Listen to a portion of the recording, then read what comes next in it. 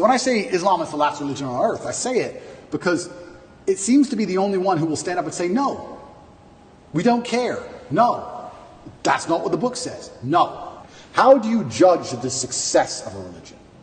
I don't think you can judge it by the number of people who join it, because there's lots of people who are Catholic who don't act Catholic. They don't act in any way particularly Christian.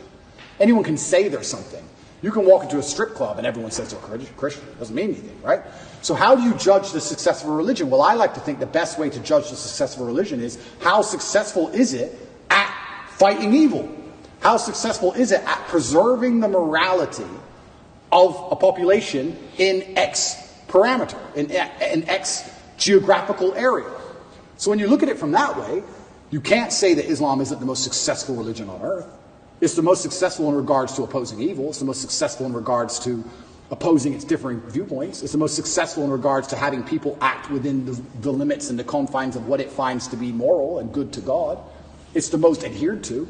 It's the most feared. It's the most respected in most forms. I grew up in England, and I grew up in Luton, which is a town which is mainly Muslims. It's a huge Islamic community. And there was a bunch of English people who were complaining about there's too much immigration, we're losing our culture. And I understood their point absolutely. But these are the same people complaining about all the left-wing LGBT in schools and all these issues. And I think the only allies you have against this are the Muslims. They're the only allies you have in any of this. The Christians don't protest against any of this stuff. The Christians don't. There's very few Christians who will get up off their ass and complain. In fact, I saw on Twitter yesterday, one of the churches was lit up in rainbow. And then it's like, okay, I'm now raising children. I have more children than most people would believe. How do I protect my children from this insanity? God. Which God can protect my children? Allah, Islam. I'll move them to Dubai or Saudi Arabia, and none of this will happen. Can I trust a Christian nation? Some of them. Romania is a Christian nation, and to a large degree, they oppose quite a lot of this stuff. But they're also NATO, and they're also EU, and they also rely on bailouts and grants and money.